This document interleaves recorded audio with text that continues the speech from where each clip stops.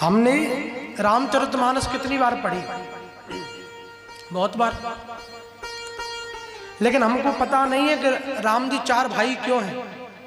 पता है 5 भी हो सकते थे, 3 भी हो सकते थे, और मनु शत्रुपा ने तो अकेले को मांगा था। हाँ? आप आ जाओ, राम जी ने कहा नहीं अकेले नहीं। बोले तो बोले सो अवतर है मोर यह माया, अकेले नहीं, माया को लेकर के आए। सो अवतर हो मोर यह माया, बिना माया के नहीं रह सकते। माया को लेकर आए तो ठीक, फिर इनको क्यों लाए? हाँ? ये 3 दिन और भरत जी को, लक्ष्मण जी को और शत्रुघ्न जी को क्यों लेकर के आए? इसका भी तत्व है। क्या? महाराज चक्रचूड़ामणि दशरथ जी के 3 पत्नियां, कौन?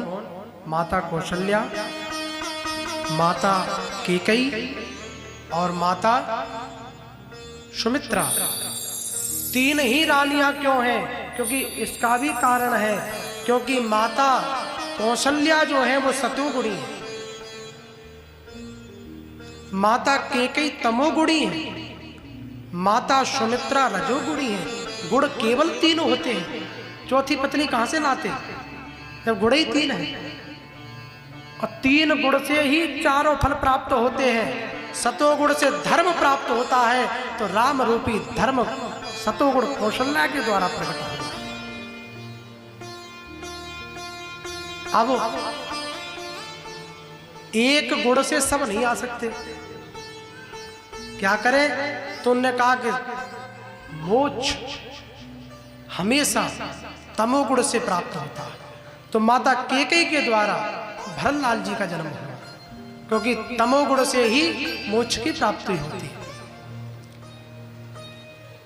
तो किसी ने कहा कि फिर रजोगुण से, तो उन्होंने कहा कि सुमित्रा जी के द्वारा अर्थ और काम प्रकट हुआ, क्योंकि कामना और पूर्ति ये हमेशा साथ रहती। कामना पूर्ति कभी अलग नहीं होती। जिसकी कामना है वो पूर्ति भी चाहता है। ऐसा कोई है कि जिसने कोई कामना की हो पूर्ति नहीं करना चाहता? नहीं है ना। जब कामना होगी तो पूर्ति की इच्छा भी साथ में ही होगी। इसलिए कामना माने लक्ष्मण जी और